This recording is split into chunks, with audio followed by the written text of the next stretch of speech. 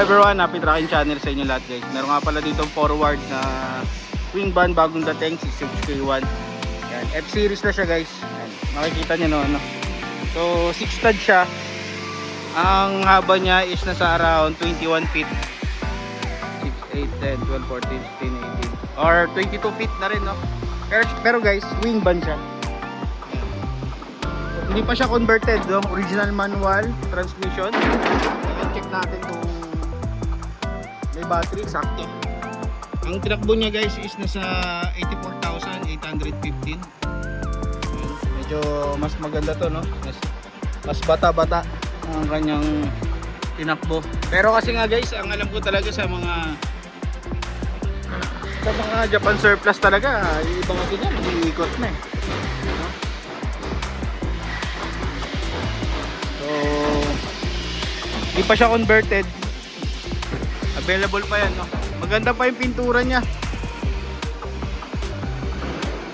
yung harap molye yan.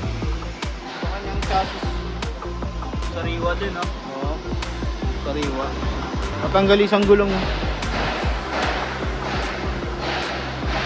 Tapos ito yung likod niya nga pala. Ordinary lang naman yung likod, hindi siya yung kagaya nung na-vlog natin na color blue. Yan. Ito kanyang looban, wood type flooring, may mga kargang gulong. Maaari isa dyan yung mga gulong niya. So tingin pa tayo guys sa iba. Tingin pa tayo, may isang tangke lang siya oh. Tapos yan, meron din dito yan. Matagal na to dito. Ito mga bagong dating. Yan. 6UZ1. Tapos 10PE yun, dump truck. Tingin pa tayo sa iba. Hello guys, Happy Trucking Channel. Meron pa dito ang gandang Hino. Oh. Wing van siya guys, Hino wing van.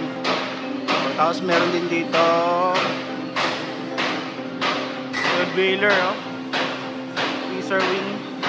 Pero pwede itong gawing pwede itong maging wing van. Ito yung inline guys. Ito yung inline, no?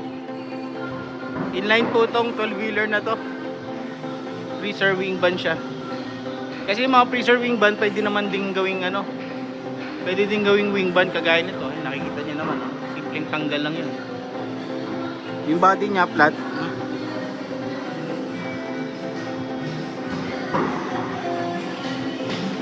Ito yung loob niya. So guys, pag bibili kayo dito sa Subic, assist lang yan. What you see is what you get, no? So siyempre ibibigay sa inyo ni dealer yan ng kondisyon, no? Kondisyon niya, ibibigay sa inyo yung unit. Pero not perfectly talagang parang brand new. Hindi naman ganun guys, kasi malulugi na rin naman si dealer pag ganun na. Maaaring tumaas din yung presyo. Ito din yung Hino. So mostly kadalasan yung ganito, naalala ko, tinanong ko to, maabot to ng 1.8 million guys. No, grabe taas. Pero respetuhin natin kasi baka mamaya mahal nila nakuha talaga yung unit. Meron din dito ang 6UZ1. Ayan, wing van. Ay hindi guys, no? Hindi sa 6UZ1 guys. Iba yung style ng chrome nya. 6WG1 pala to, naalala ko. Ayan, G1 to. Double dip. Ayan. Tapos guys, original molye. Original molye yan guys.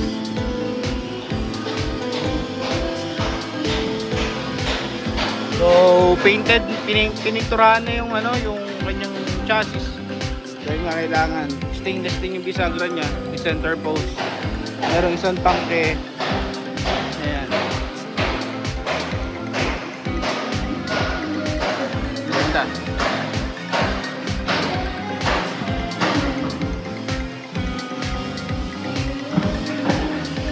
Ayan, meron din dito guys na cabin chassis, so wala pang body. Converted na siya. Engine niya 4JJ1. 14 feet lang to.